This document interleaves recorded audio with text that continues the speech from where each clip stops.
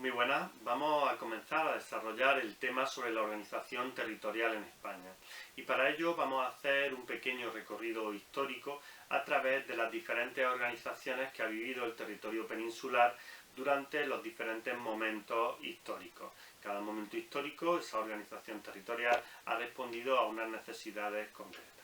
Bueno, en primer lugar, las etapas iniciales de lo que conocemos como la historia peninsular o la historia de España, bueno, están vinculadas a reinos que no están especialmente organizados, a pueblos que, bueno, ocupan la península pero no hay una estructura administrativa propiamente dicha.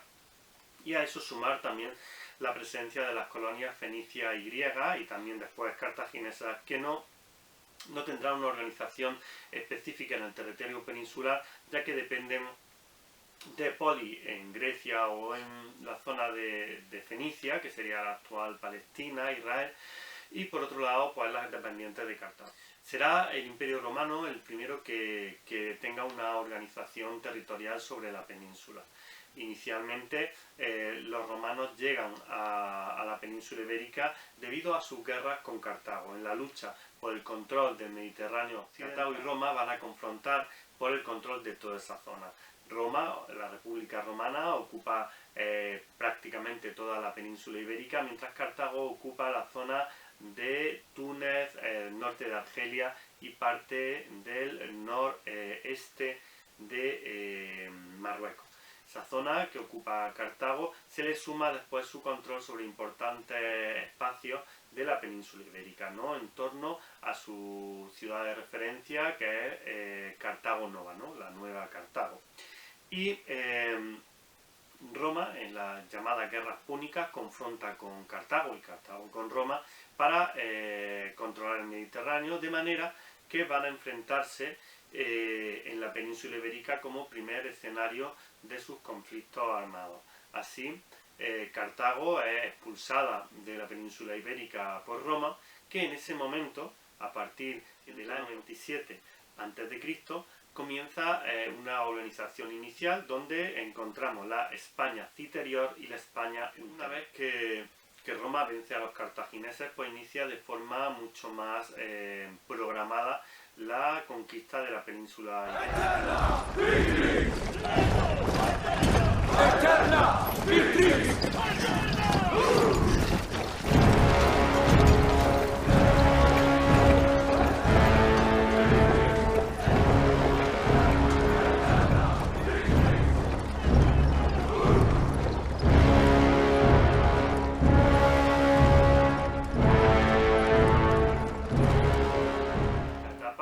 Fundamental Octavio Augusto, que será el que ponga fin a la resistencia de los últimos pueblos celtas e íberos en la zona de Cantabria y la zona de Euskadi, ¿no? Cantabria, Euskadi, la zona última en resistir a la romanización.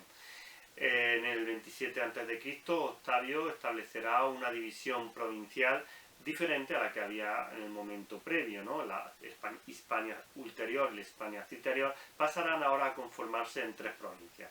Al norte estará la Tarraconensis, en torno a Tarraco como capital, y por otro lado vertebrada por el río Ebro. Después estará la Baética o Bética, que tendrá como eje de estructuración las ciudades de Hispalis y Córdoba, y por otro lado el río Guadalquivir o río Betis, como le llaman los romanos, que sirve de elemento de estructuración de esa provincia romana.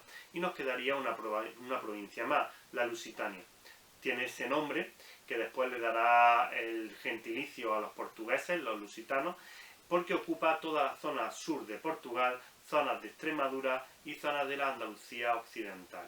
La Lusitania tendrá como capital a Emérita Augusta, que es la ciudad actual de Mérida, donde precisamente si nos acercamos cualquier día podemos ver perfectamente los restos de la etapa romana, ¿no? Con un teatro impresionante que sigue en uso todavía hoy día, con una zona de circo, en fin, una cantidad de restos que implican esa gran importancia que tuvo la capital de Emérita Augusta en referencia a la Lusitania y en referencia a la península ibérica durante la dominación romana.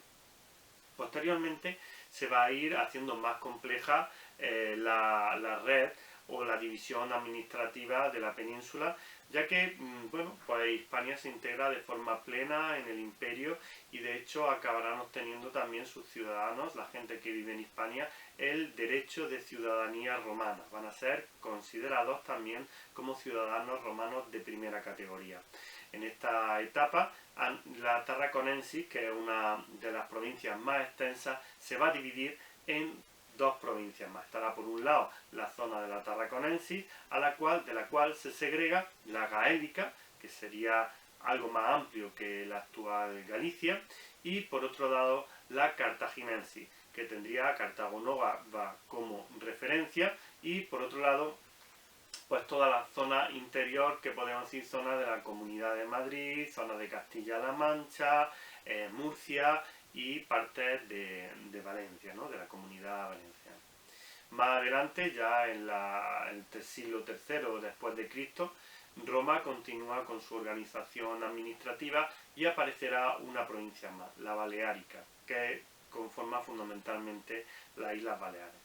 De esta manera se estructura la organización de Roma en la península ibérica a grandes rasgos. Esta es la organización que tiene Roma, fundamentalmente la Hispania romana. Después se organizarán lógicamente cada una de las provincias internamente, controlando desde su capital, Emerita Augusta, Cartago Nova, Tarraco, controlando desde su capital el resto del territorio, ¿no? Con una red urbana importante y por otro lado pues con las famosas calzadas romanas que ayudan a estructurar el territorio peninsular y el territorio de cada una de las provincias. Así, en cada provincia tendremos la presencia en un primer momento de los llamados procónsules. Los procónsules serán los gobernadores romanos, ¿no? Al estilo de Poncio Pilato en Palestina, tenemos a diferentes procónsules o gobernadores en las provincias romanas con una importante independencia administrativa, con el control de todo el tema de las finanzas, de los impuestos, las cuestiones administrativas y políticas del territorio al cual se le ha asignado. Eso sí, lógicamente, bajo el férreo control de Roma. Pero Roma, bueno, pues vive una importante crisis en el siglo IV, en el cual pues bueno, se va a enfrentar a la llegada de forma paulatina de diferentes pueblos procedentes de la zona norte, ¿no? De la zona de lo que se llama zona indoeuropea. Vienen desplazándose, llegan a las fronteras con el imperio y después de las primeras confrontaciones en las que Roma consigue, especialmente durante la etapa del emperador Adriano, consiguen contenerlo, después van a ir permitiendo que de forma paulatina se vayan introduciendo en el imperio y de hecho serán grandes aliados de Roma. Por ejemplo, los visigodos, que acabarán en la península ibérica, pero antes de llegar a la península ibérica luchan junto a los romanos para parar a los hunos, ese pueblo que llega hasta la frontera del Imperio Romano y ejerce una presión muy importante sobre las fronteras romanas, causando importantes problemas al imperio. El apoyo de los visigodos en este momento va a ser fundamental y la compensación será pues dejarles pasar dentro del imperio y ocuparán zonas en colaboración con Roma, lógicamente no hay inicialmente una confrontación, ocuparán zonas del Imperio Romano. Pero bueno, la falta de recursos ya de un imperio romano en situación de decadencia, la división del imperio en dos zonas, el imperio romano de Occidente y el imperio romano de Oriente, llevan a que el incumplimiento de algunos de los acuerdos que tienen con los visigodos lleve a que los propios visigodos pues saqueen Roma y finalmente acaban estableciéndose en la zona central de Francia y norte de la península ibérica. Así, cuando ya Roma cae definitivamente al ser conquistada la ciudad por los ostrogodos, el último emperador, Rómulo Augustulo, derrocado.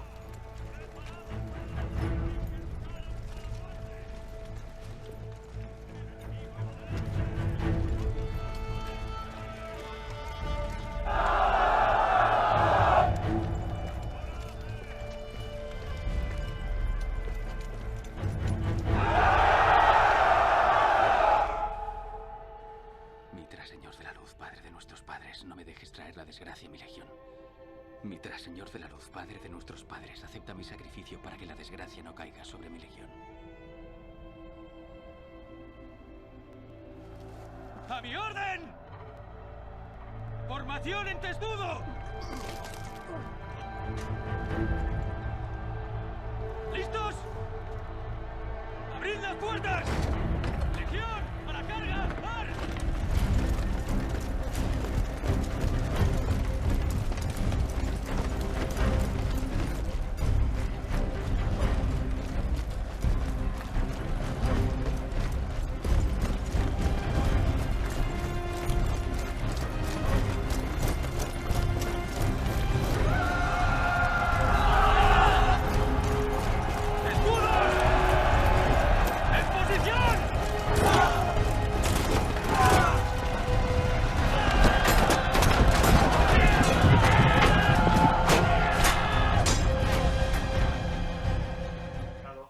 Eso supone el nacimiento de los llamados reinos germánicos.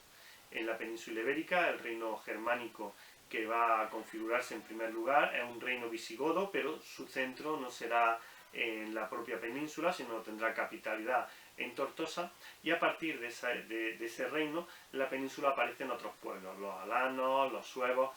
Finalmente, los visigodos se desplazan hacia el sur debido a la derrota que sufren frente a los francos, otro pueblo germánico, que hace que los visigodos se parapeten tras los Pirineos, ocupando la península ibérica, dejando la zona de Galicia bajo control de los suevos y teniendo lo que se llama la antigua Septimania, la zona que después conoceremos con el nombre del Rosellón, zona de Perpiñán, quedando también bajo poder visigodo. En la península, durante ese tiempo, también llegarán como nuevos invitados a la zona sur de la península los bizantinos. Los bizantinos son los romanos del Imperio de Oriente, que con el cambio de nombre de su capital, Constantinopla, pasará a llamarse Bizancio, que era el nombre griego. La Hispania visigoda se organiza en una monarquía electiva, lo cual pues les dará importantes problemas debido a la pugna entre diferentes candidatos a ocupar el puesto de rey entre los diferentes nobles visigodos, porque no tiene ese carácter de sucesión en una sola familia, sino que se elige entre los diferentes nobles, no era uno inter pares, uno entre los iguales, y los iguales, bueno, pues toda la nobleza visigoda, lo que causará pues importantes conflictos por la conquista del poder. Será el rey Leovigildo el que consiga la unificación peninsular, expulsando en el sur a los bizantinos y en el norte controlando a los suevos.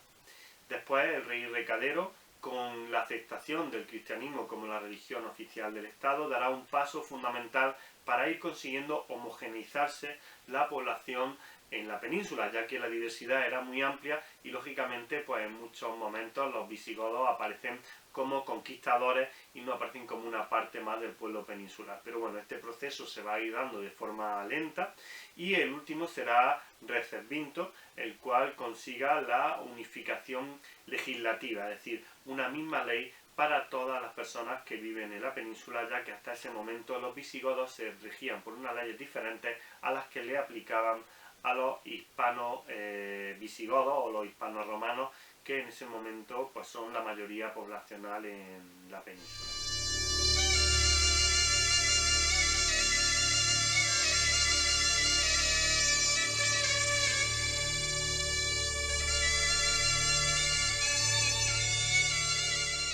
Los visigodos vivirán una etapa compleja, especialmente con la llegada al norte de África de un imperio en expansión, el imperio omeya musulmán, que presiona a la frontera y finalmente conseguirá entrar en la península ibérica, no inicialmente mediante una confrontación directa, sino mediante acuerdos con nobles visigodos que van a facilitar la entrada de Tarik en el 711 después de Cristo y que provocará pues la caída de la península ibérica en manos de los musulmanes.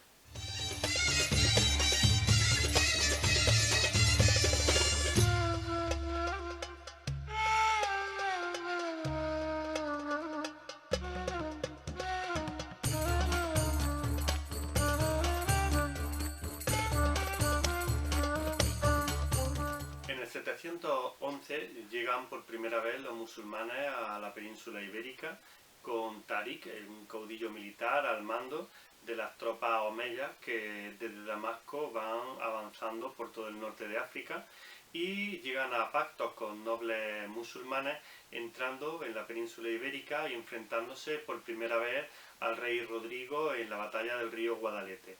La victoria aplastante de los musulmanes hace un avance muy rápido por toda la península ibérica, llegando hasta el centro sur de Francia, a Poitiers, en el 732.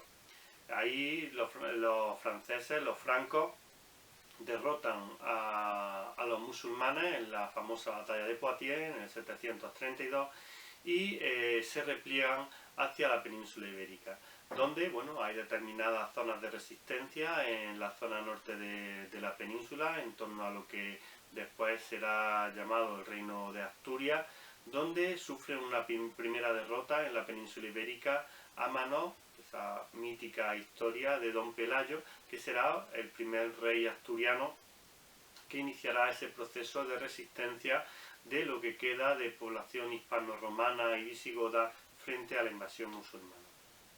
Los musulmanes dominarán la península hasta 1492, o una importante parte de la península, de manera que estructurarán todo su dominio, todo su control en diferentes momentos, ¿no? Y de diferentes formas.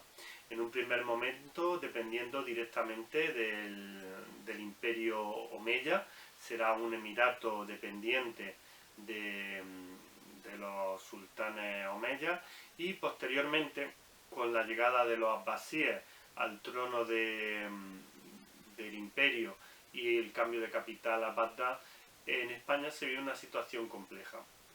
Uno de los omeyas que sobrevive, Abderramán, llega a la península ibérica con la gente y con las redes de contactos que tiene, consigue dar un golpe de mano y controlar la península ibérica, de manera que nace en esa etapa lo que se llamará el Emirato Independiente, ¿no? Dependen religiosamente del califato abbasí, pero Abderramán, que será Abderramán I, establece un reino independiente en la península ibérica. Así, con la evolución, con el paso del tiempo, ese emirato independiente acabará dando paso a un califato donde se independiza no solamente en lo político, sino también en lo religioso. Será el califato de Córdoba. Córdoba como centro de ese reino musulmán peninsular, que dará lugar al crecimiento de esa ciudad y de toda una red de ciudades sobre la base de la antigua red romana, con Sevilla, Granada, Zaragoza, uno de los lugares más emblemáticos en la Hispania romana, pues serán también los centros fundamentales de la España musulmana. El califato cordobés conseguirá importantes logros en el ámbito cultural, científico, será uno de los referentes de todo el mundo musulmán, pero también tendrá importante influencia en Europa, especialmente gracias a sus avances científicos, ¿no? Con filósofos, por ejemplo, como Averroes, que será también referente, por ejemplo, para Santo Tomás de Aquino, y otros grandes médicos como Maimónides, grandes personajes que mostrarán el esplendor del califato cordobés.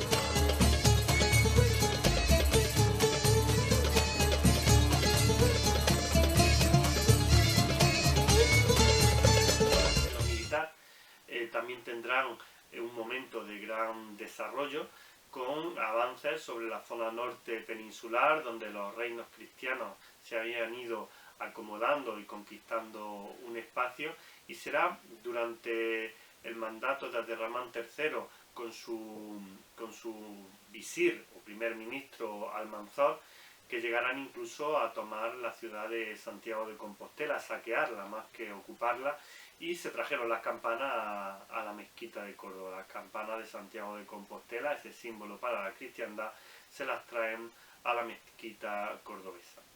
Así vemos como el califato, pues bueno, comienza tras esa etapa de esplendor con Abderramán III a ir viviendo etapas mucho más complejas de división interna, de golpes entre los diferentes califas para sustituirse en el poder, la pugna entre las familias nobles, y al final el califato acaba cayendo y se divide todo el territorio que controlaba el califato en diferentes reinos, ¿no? Pequeños reinos que se llamarán reinos de Taifa, que tendrán pues, bueno, algunos referentes tan importantes como Zaragoza, el reino de Zaragoza, el reino de Sevilla o el reino zirí de Granada.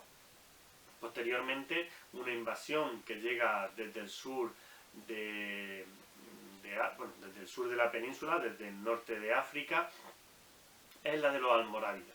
Es un pueblo norteafricano que busca conseguir una expansión por un lado territorial, pero también la pureza en la fe. Y para los musulmanes del norte de África y los más puristas islámicos, los reinos peninsulares se convierten rápidamente en reinos donde se flexibiliza todo mucho, por lo cual no tienen esa pureza en la fe islámica, por lo cual los almorávides invaden la península. Los reinos Taifa incluso llegan a aliarse con los reinos cristianos para parar el empuje de los almorávides, que tomarán como referencia en primer lugar la ciudad de Granada y también la de Sevilla para establecer su centro administrativo en la península, y conseguirán unificar nuevamente todo el territorio musulmán de la península, porque hay que tener en cuenta que ya los reinos cristianos habían ido avanzando de forma paulatina hacia el sur, teniendo en el río Duero y el río Ebro sus dos principales líneas de expansión, ¿no? Lo que eran zonas de colonización por parte de los cristianos y zonas de tierra de nadie que no estaban bajo control ni de musulmanes ni de cristianos.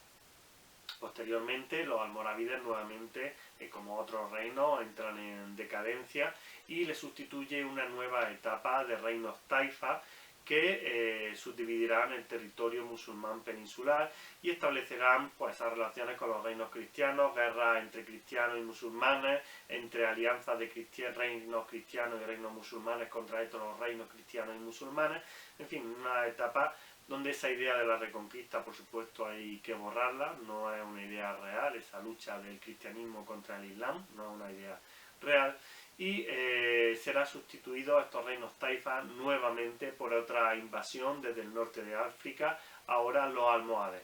Igualmente, con un integrismo islámico fuerte, llegan a la península ibérica y conquistan prácticamente toda la zona musulmana, a pesar de las resistencias que nuevamente musulmanes y cristianos realizan frente a la invasión almohade. Posteriormente, los almohades irán revirtiendo ese poder que ejercen de forma absoluta sobre el territorio peninsular, dando lugar a una última etapa de reinos taifa, donde uno de esos reinos del sur, Granada, el reino nazarí de Granada, empieza a tomar un importante elemento de significación entre los diferentes reinos musulmanes. Así, el reino de Granada ocupará prácticamente en la etapa final, será el último reino musulmán en la península y ocupará prácticamente todo el sur, toda la Andalucía oriental y central, y también la zona de Málaga llegando hasta Algeciras, ¿no? El estrecho de Gibraltar será controlado inicialmente también por los granadinos, por los nazaríes.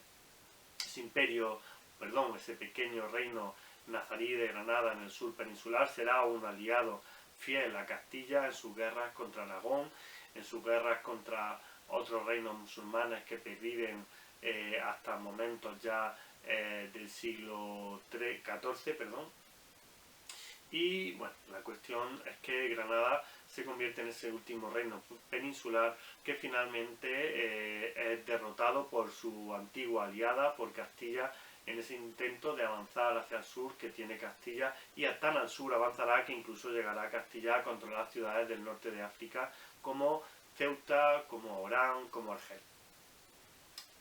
Los musulmanes en la península establecen también una red de control administrativo, de desarrollo administrativo para el control de sus territorios. De manera que tendremos como primera referencia las coras, que son las provincias musulmanas de la península, que serán en muchos casos las que después den como resultado el desarrollo de esos reinos taifas, y por otro lado una red de alquerías que son como los núcleos poblacionales, ¿no? O comarcas, que están controlados por núcleos poblacionales más grandes, no llegando al nivel de Zaragoza, de Córdoba, de Granada, pero que sí es una estructura de control territorial pues muy similar a la que hoy día pues conocemos con la división comarcal por un lado y la provincial por otro. Yo, Boabdil, emir de Granada, en mi nombre, en el nombre de los nobles y en el de todo el común de la ciudad, hago entrega a sus altezas o a la persona que mandaren, con amor, paz y buena voluntad verdadera, de la fortaleza de la Alhambra y de la ciudad de Granada, su albaicín y sus arrabales, para que las ocupen en su nombre, con su gente y a su voluntad, y que siendo entregadas las fortalezas, bajo su amparo, los dejarán en sus casas, haciendas y heredades para siempre jamás. Respetarán sus mezquitas y no les perturbarán en sus costumbres, ni en sus leyes, ni en sus escuelas, donde enseñan a los niños, ni en su religión.